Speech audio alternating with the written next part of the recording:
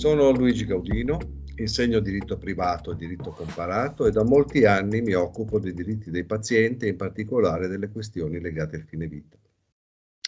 Voglio parlarvi della legge 219 del 2017, quella nota come legge sul consenso informato e sulle disposizioni anticipate di trattamento, il testamento biologico.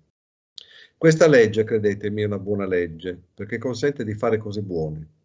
Per convincervi di questo vorrei invitarvi a uno sforzo di fantasia, preceduto per chi lo vuole da qualche tradizionale scongiuro. Capita che un giorno compaia un dolorino, che scopriamo un nodulo prima assente, un disturbo, un fastidio, insomma c'è qualcosa che ci preoccupa. Allora andiamo dal nostro medico di famiglia, quello che ci conosce e sa come prenderci. Ci tranquillizza, ma comunque per precauzione ci prescrive alcune indagini e qualche giorno dopo abbiamo i referti. Ne parliamo con lui, in effetti i dubbi ci sono. Il nostro medico ci comunica i suoi sospetti, quelli che gli consigliano di approfondire.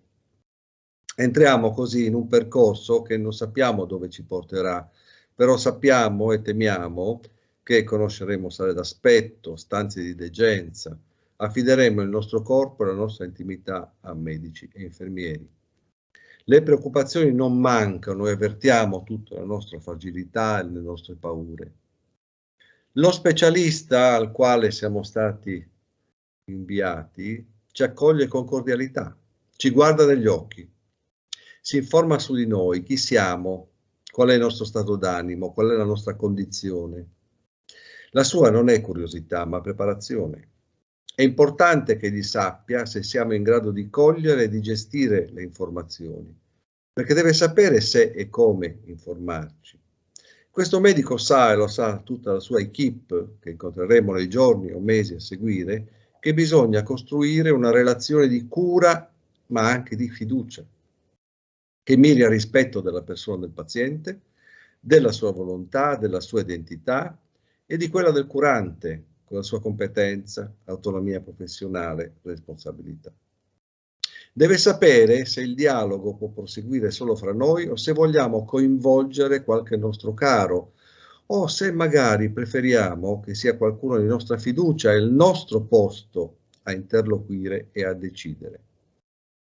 Lo specialista ordinerà altri esami, all'esito dei quali ci spiegherà in maniera per noi comprensibile quale sia la nostra situazione, quali le terapie possibili, quali le probabilità di successo. Insieme sceglieremo se e come intervenire. In ospedale incontreremo infermieri competenti e gentili, medici attenti. Non smetteremo mai di sentirci trattare come persone.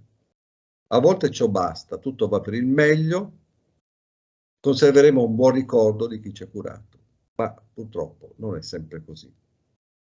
Capita che le notizie non siano buone. E allora le parole diventano importantissime, la relazione diventa ancora più centrale. Cosa ci accadrà?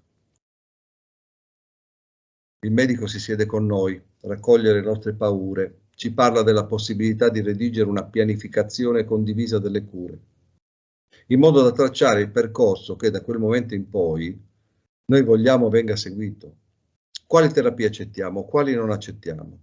E soprattutto, cosa vogliamo si faccia nel momento in cui la malattia dovesse renderci incapaci di comunicare in prima persona il nostro volere? Possiamo, ci dice, nominare una persona di nostra fiducia che in quel momento continui per noi il dialogo con i curanti. E poi, e questo davvero non è poco importante, potremo aggiustare progressivamente il tiro modificando fino all'ultimo il nostro piano, in sintonia con l'evolversi della situazione. Ci rassicurerà il nostro medico sui nostri timori per le sofferenze che dovremo affrontare, informandosi sulle cure palliative e anzi attivando per tempo i servizi che di queste si occupano. Ci parlerà della possibilità, quanto il dolore dovesse essere per noi insopportabile, di arrivare sino alla sedazione profonda. Attenzione, lo stesso medico respingerà con cortesia e fermezza tutte le richieste nostre o dei nostri cari di mettere in campo presunte cure miracolose, apprese navigando in rete o sponsorizzate da qualche apprendista stregone. ma del tutto prive di alcuna validità scientifica.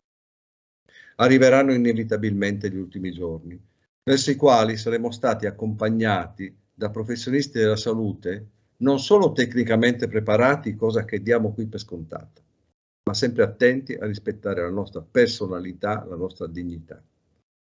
Nessuno avrà esagerato con i trattamenti, nessuno avrà sottovalutato le nostre sofferenze, nessuno avrà alcun dubbio su cosa fare o non fare negli ultimi giorni, perché ne avremo parlato in anticipo, pianificando le scelte. I nostri cari non resteranno, cosa che accade tanto spesso, col dubbio e l'angoscia di aver risposto correttamente alla domanda dei sanitari: cosa facciamo ora? Domanda che arriva a sorpresa quando per pudore, mancanza di coraggio, scaramanzia, di queste cose non si è mai parlato prima. Noi a quella domanda avremo già risposto. Se nell'esperienza di qualcuno che magari ha dovuto accompagnare la fine di qualche suo caro, la realtà delle cose non è questa, è perché la legge 219 del 2017 è ancora in troppi casi sconosciuta e disapplicata.